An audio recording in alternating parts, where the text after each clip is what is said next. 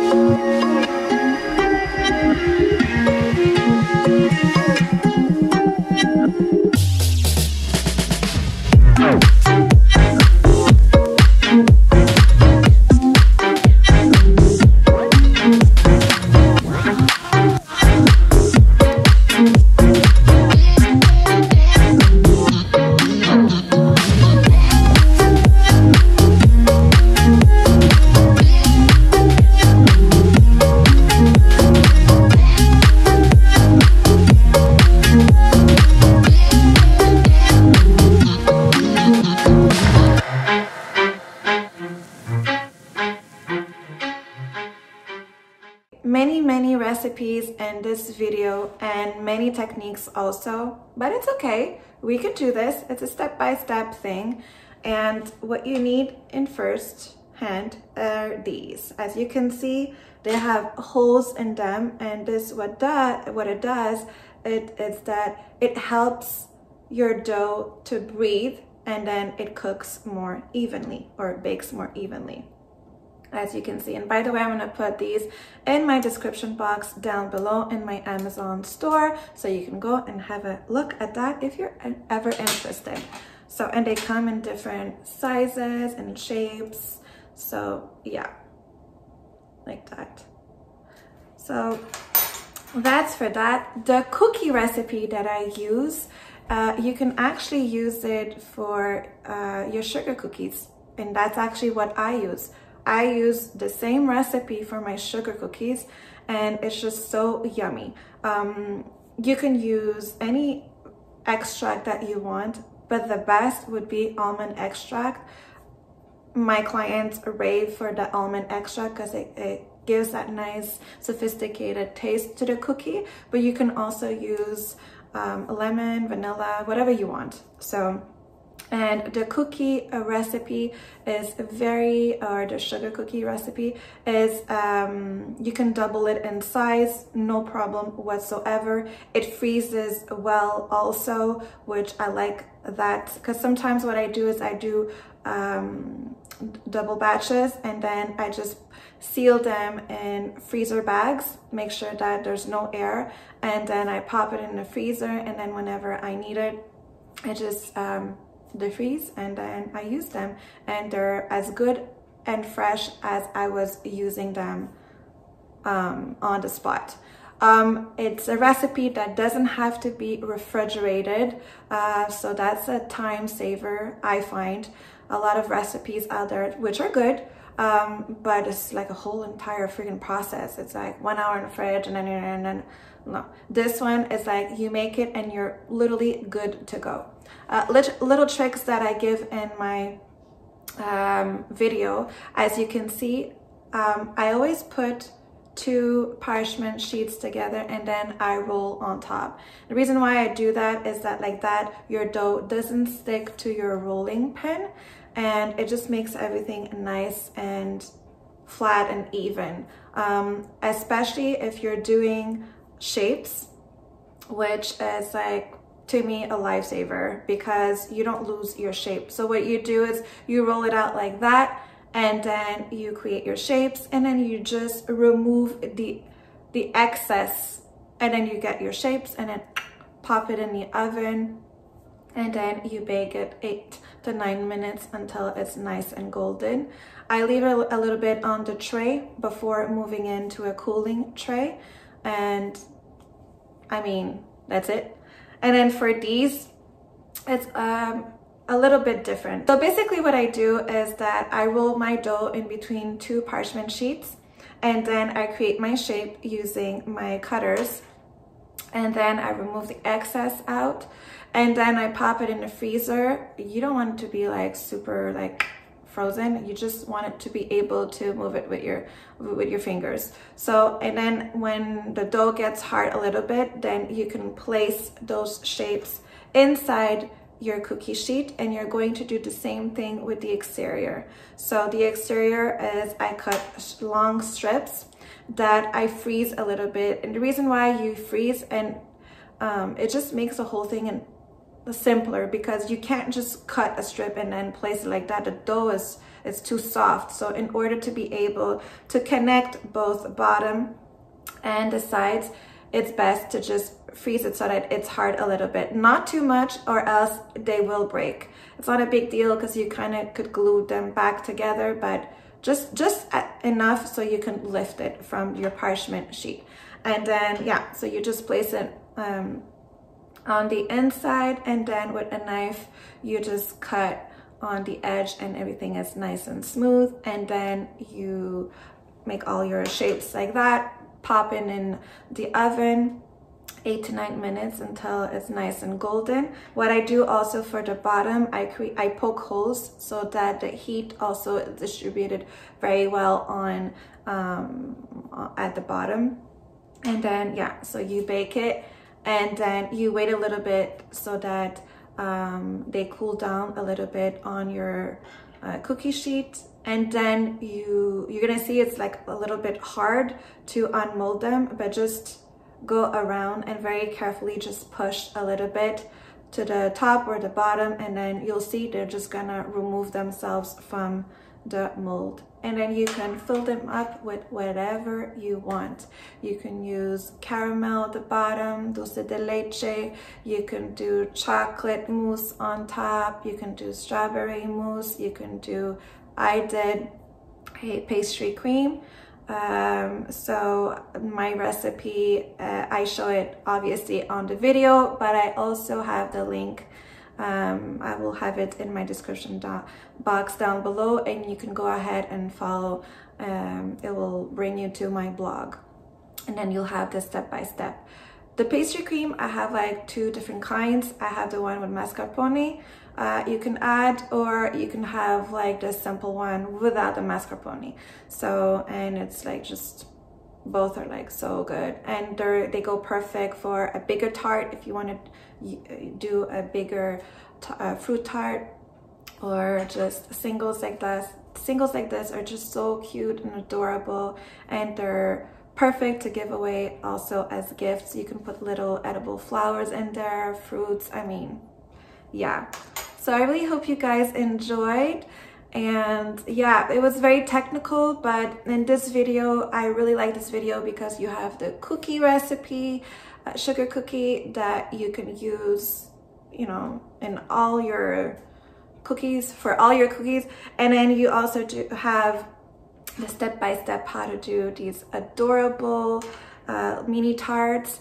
And you also have in the same video how to do the pastry cream for these. So I really hope you guys enjoyed. If you did, please give it a thumbs up. Don't forget to subscribe and click the notification bell button so you get notified of all the videos that I put up.